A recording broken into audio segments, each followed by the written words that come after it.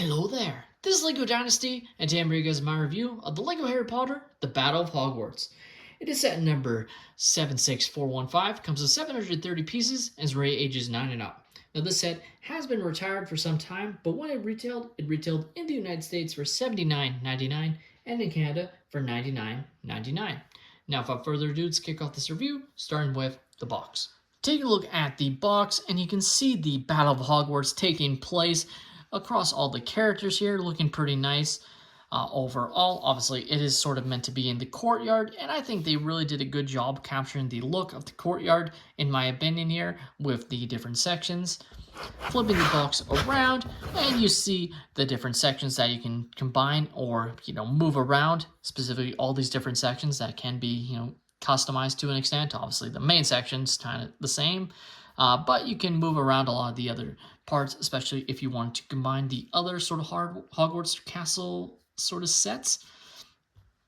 You have, of course, the main characters on side, sort of the bridge sequence here, and then you can see they have knocked down some of the sections as the battle has gone on, which you can do if you wanted to, or keep the set together, of course.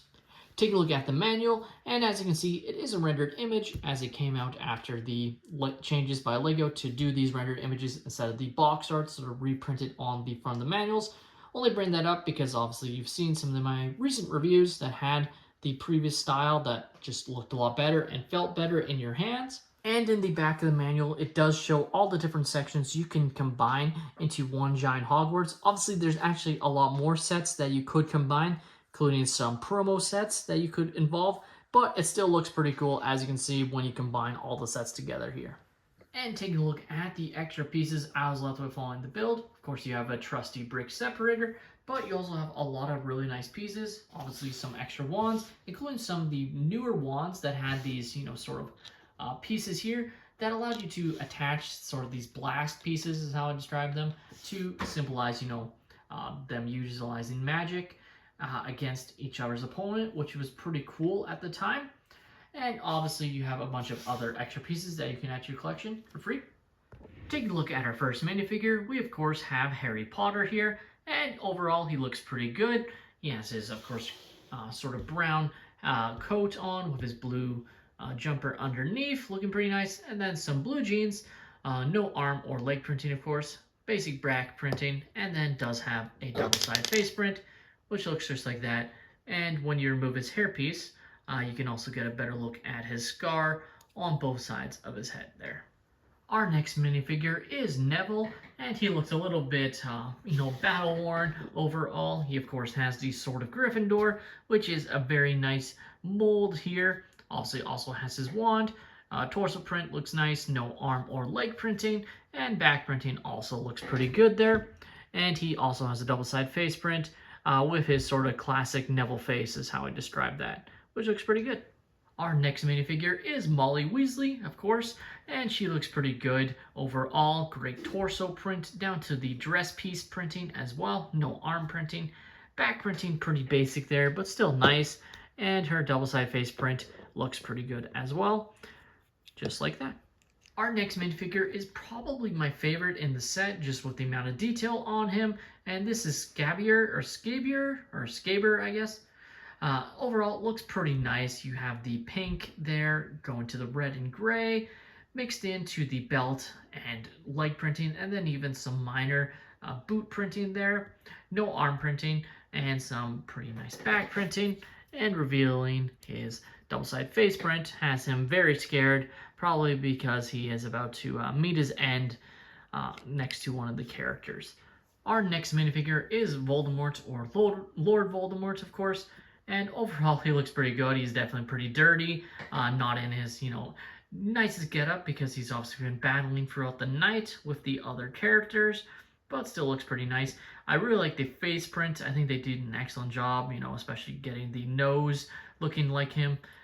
Taking a look at the back printing, very basic, obviously, because he has no hairpiece, not double-sided face print at all, and overall, pretty nice character here. And our final minifigure included is Bellatrix, and she looks pretty good. I really love the dual molded arms, as it has the skin and black, really nice detail there. But on the flip side, they didn't add any leg, or I guess dress printing on her, unfortunately. Taking off her sort of hairpiece reveals her very angry double-side face print, and then you can get a better look at her torso print as well, just like that. And our final figure, if you want to call it that, is Nagani. And it's just a snake mold. They didn't even print it at all, which is probably my most disappointing part. It's definitely pretty necessary inclusion, but just the lack of detail on at least the face is pretty annoying. Now let's take a look at the actual set from the Battle of Hogwarts. And right off the hop, you can see these sort of sections here that are sort of closed up. Now, based on the design, you can't fully close them.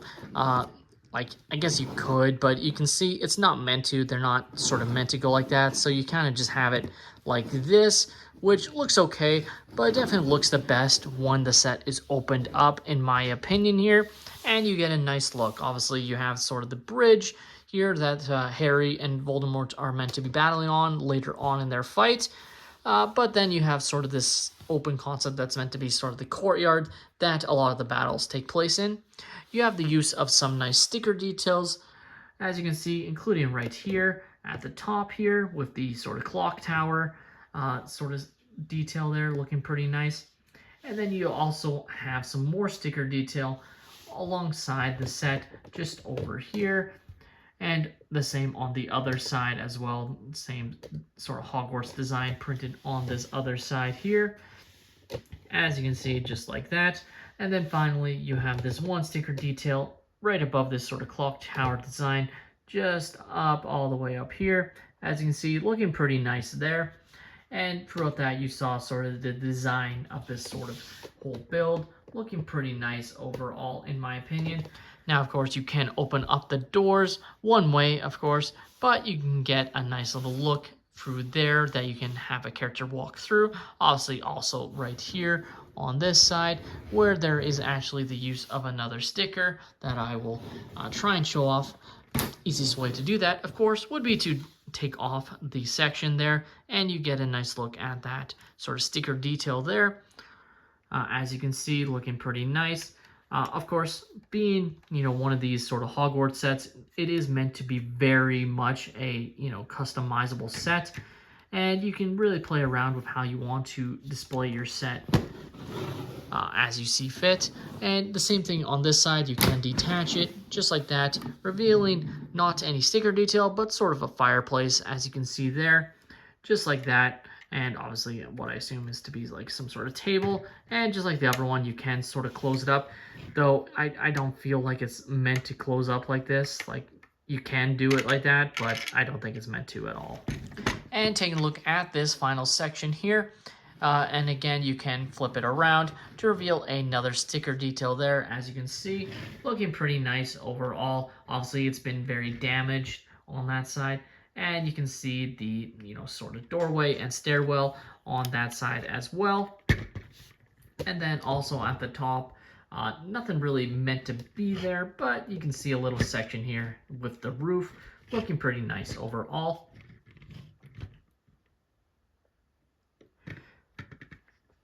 Now, of course, as you can see, you can pop off different sections of the set as well, so you can really play around with the display ability of the set, just like that. Like, you can really play around with it as you see fit there. And just showing these sets sort of laid out like this, and you can sort of see the use of these new wands with Harry and Voldemort, as you can see, which I think is definitely sort of the money shot that they were going for with this set. As you can see right there, definitely looks pretty cool. Now, I will say, because of the heaviness, it does cause the characters to sometimes lean if you put it up too high, as you can see like that. So you kind of have to have it where it almost is touching the ground on its own, just so it, I don't know, looks a little bit better, even though they would have their arms up higher. But it still works overall, as you can see there. And you can see some of the other characters on the set. Again, not a lot of room to place your characters, but you can definitely place them in different areas of this build for sure.